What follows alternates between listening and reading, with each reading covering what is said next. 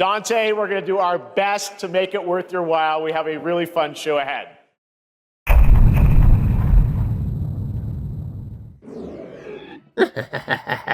Alright, so I can't tell if this is good or bad timing, but right in the middle of me working on this video, the news about that Capcom Integrated Report came out, specifically name-dropping Devil May Cry, among other franchises that they intend to grow in the nearby future. I sincerely wish they scrapped the word remake from it, but I suppose this is the most official confirmation we have gotten in forever that they are actively trying to continue supporting this series. I could have already told you that before, considering they'd literally have to be stupid to not make use of the gold mine they're sitting on top of, with Vergil continuing to climb his way to the top of most memed gaming characters of our generation, for better and most certainly for worse, but it's nice seeing them acknowledge it out loud. It doesn't exactly raise the chances of something being shown, as they are likely still only planning what to do, but Capcom did have more than a year by now to adjust to Itsuno's sudden departure, so I think a new game might already very well be in the works. While I assume everyone who watches me already knows about this from Zero, Devil Never Cry or Bray,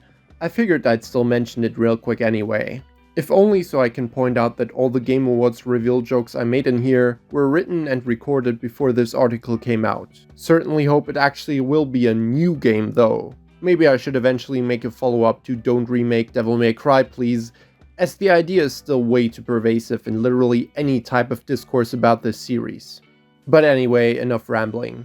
Now let's get into this completely well-structured and ramble-free video. If you've ever played DMC4, you should be well aware that the final boss of the game, Sanctus Diabolica, demands that you buster the Sparta out of his hand as he's blocking to open him up to damage. And you likely also know that you have to at the end time a buster against his big charge attack, then afterwards the savior statue, and yada yada. But there's actually another buster interaction that appears to have stayed hidden, at least nobody I've ever asked knows about it, and the video I learned the assault counter from never showed it either.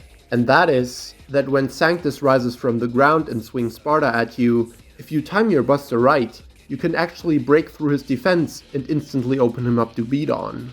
It's very weird, because when you try to time a swing of the Red Queen against it, no clash parry is possible, and Sparta simply phases through your attack to damage you. And while you can use Shuffle to punish him and open him up that way as well, it's not a parry. So the buster is a unique and therefore specifically intended interaction. The same way Royal guarding Blitz's shield must be, despite feeling like a glitch, as attacking Blitz cancels your move to put you into a state in which there is nothing you can do other than press block. I always thought you had to use something cancelable like Million Stab, but because of how the Blitz collision functions, normal Stinger works just fine. So blocking the damage you take from Blitz was fully planned by the devs, and it is very strange that they made no hint towards it anywhere, despite it being a mechanic entirely unique to this enemy. I definitely plan to do a Blitz video someday, after I finally made the Judecca one, and something on another certain enemy type. Also doing Mustang in DMC4 actually must cause a hit of sorts, because doing so against Blitz will damage you, but anyway I'm getting off track again. So the reason why this Sanctus parry is so weird and hardly known about is because its existence is almost completely undone by the fact that Sanctus is programmed to dash away anytime you try to grab him. No matter how well you time it, when he teleports up to you and you attempt to buster the sword out his hand as I showed, he'll just say no, cancel his attack, and leave you standing there looking like a dumbass.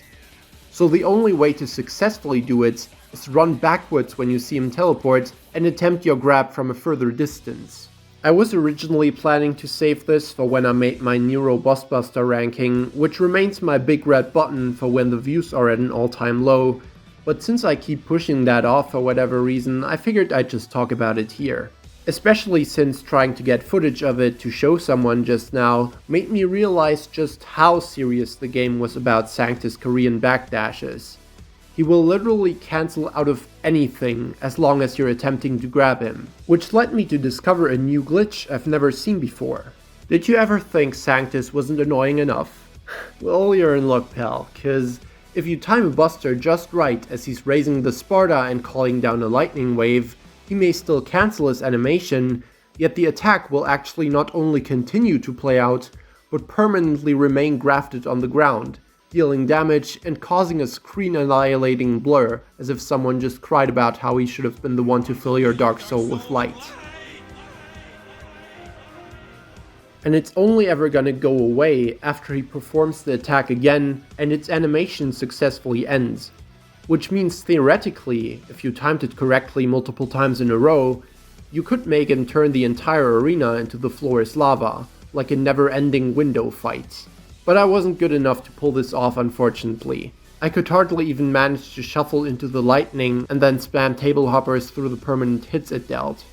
In any case, it is pretty funny for me to randomly make this discovery out of the blue, as I've recently actually been working on making a video which compiles every single glitch that I know of in this series, which I'd optimally still like to release before the Devil May Cry 6 reveal happens at the Game Awards in 4 days.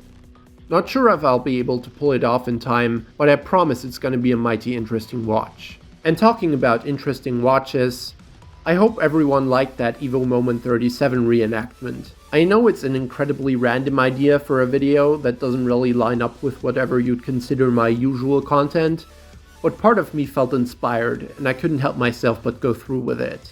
I was contemplating maybe making its own separate video explaining a little bit what went into it, but I guess if I'm already doing this, I may just as well make it part of this one.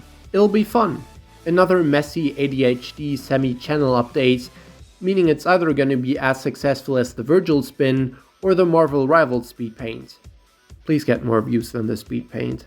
But yeah, using the chroma key or void green screen mod, I was able to get mostly functional transparent versions of Dante and Vergil to walk across the stage. Some of their effects unfortunately got messed up a bit, such as Dante's blocks and DT aura being turned yellow after the green was removed. I tried to fix it by color correcting yellow to red, but for some reason this was the best I could get the effect looking. There wasn't even a way to more gently blur out the harsh edges, otherwise the red would just completely dissipate again. The reason why I started the video at the point where I did is obviously because it was shortly before the big moment, but also because while Dante and Vergil have an insane amount of moves, with DMC not being a fighting game, it doesn't have a few things, such as dedicated low attacks. Hence, while I could have done this hit with Bantam Revenge, the sequence of Ken doing a low punch into a whiffed grab wouldn't have been possible with Dante, and I figured starting with a Hadoken, if he's already gonna Hadoken again 2 seconds after, would be redundant, so I immediately jumped to Vergil mid-block. Balrog's welter dodges felt perfect to mimic the typical dashing movement, and I tried to pay very close attention to directly translate the honest footsies at display on both sides. It's pretty difficult, especially while constantly having to move the stage around to follow them properly at every shift. Royal Revenge obviously made for a perfect stand-in to Hadoken, but one thing that was less obvious to figure out was what to do for Justin regularly ducking. I could have simply snipped out the landing frames after a normal jump, but there's something much funnier that came to mind. Vergil can actually teabag, so to speak, in DMC5. Usually when executing an attack the instant after a trick up, it's gonna happen as low as possible to the ground. However, when you do this with Vergil's air taunt, something funky happens and he lands immediately. So by spamming this at a certain rhythm, you can force him to repeatedly duck down basically, the same way Chun-Li does. I figured there's never really gonna be another chance for me to actually apply this dumb trick, so I really wanted to make it part of the video. Of course Vergil has the Chun-Li lightning kicks, but what was just as important, and convinced me to make the edit, was that he also had the final hit of her super in the form of this taunt. And how closely the final hit of Beowulf combo A matched the heavy kick is almost scary. Figuring out DP into Shippu Jinrai for Dante wasn't hard, since he literally has Rising Dragon, and Pyromania was intended to be a Ken homage as far as I'm aware. Though I did have to shorten it, skipping from the 3rd kick to the 5th, so things lined up better. The very ending would be closer to Tornado from DMC3, but switching games through one hit seems like it would have been kinda jarring. What I'm really proud of, however, are these two. The falling heavy kick and crouching medium kick. If I slowed the game down enough, the pose Dante holds during friction would line up superbly with the one leg and one fist forward of Ken, and while, as I said, DMC has no low attacks, I knew that during Balrog's heat-up dance, there's a fraction of a second where he's leaning on his hand, left foot kicking forward. Yeah, I know I played this game too much. I think it built in so well you can hardly even tell it isn't actually a real move. To get perfect footage of the royal blocks, I downloaded an invisible enemies mod and guarded them from every conceivable angle so I could play around with all the fun animations, since Dante doesn't seem like the type to strike the same pose repeatedly. I think the final result manages to have a good variety while still flowing rather naturally, although I hope I didn't just mess up all my timings by recording it with turbo disabled. While the Evo Moment 37 audio largely overblows it, I also paid a lot of attention to the sound effects, manually adding them over silent footage, so things like the enemies wouldn't be heard swinging at me or making noise in the background while Vergil's doing his taunts. One thing that was an absolute godsend for this was that for whatever reason the lightning mushrooms didn't make noise the way they usually do, so I was able to go get audio of perfect guards with a silent attacker, moves connecting with an enemy that didn't grunt in pain, and I could do Chun-Li's kick without some dickhead lizard loudly hissing how it's gonna tear me in half. And of course, one of the biggest pains on top of lining everything up perfectly was the HUD. I hereby declare that, the moment you decide to make a video game, you should be contractually obligated to post transparent PNGs of the HUD online for everyone to use in memes and edits. I genuinely didn't find anything aside from a Third Strike font generator which only seemed to apply to the names, so I had to manually redraw everything pixel by pixel, including text and numbers, like the Tech Bonus 2000. Call the signature in the top left shameless, but there was no way I'm redrawing and changing the number for each hit. Here's the shitty little drawings I made of Dante and low-angle Frieren Vergil, before pixelating them with the mosaic filter. Which reminds me, the video hasn't been doing too hot so far, and it's probably because the thumbnail's complete ass, so I might still end up drawing something proper instead, in the hope that's gonna change things. My thumbnails are a dual-edged sword, because I like how it makes everything look cohesive, but it can also massively delay how long it takes for something to actually release. For that Vergil summon sword thing, I believe I spent 18 hours straight drawing, when all the rest took probably around half that time. In any case, for the timer I unfortunately was yet again not able to use the font, only having access to Vegas Basic Countdown, so I cut out the seconds and again applied a pixel filter over it. The meters were cumbersome as shit to make, but at least they all turned out following the original near flawlessly. If you know any other way to edit a layer to repeatedly be flashing though, please let me know, since I had to separately keyframe each blink of every meter every time it changed from one state to another. But that's basically about everything I had to say.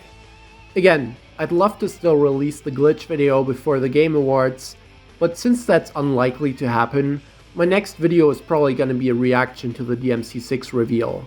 If I was able to manifest Kamiya to come back and make Okami 2 for me, this really isn't out of the question. Just have faith, guys. All I'll say is it better don't be a remake or I'll be pissed as fuck. Lastly, I may just as well play my edit with the Moment 37 audio removed here, and give a side-by-side view so you can see how closely I captured it.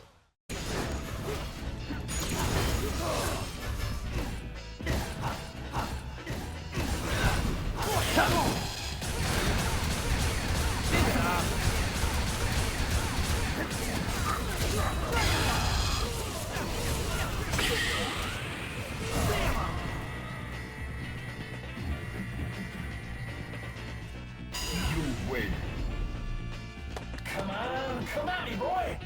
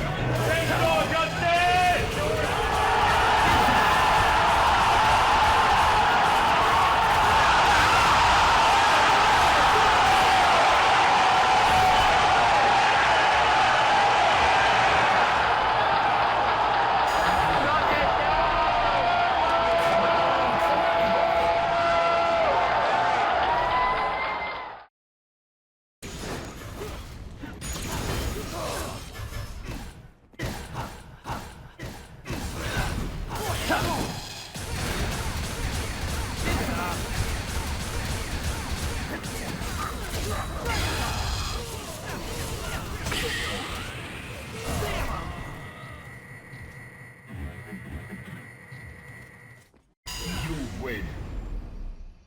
Come on, me boy!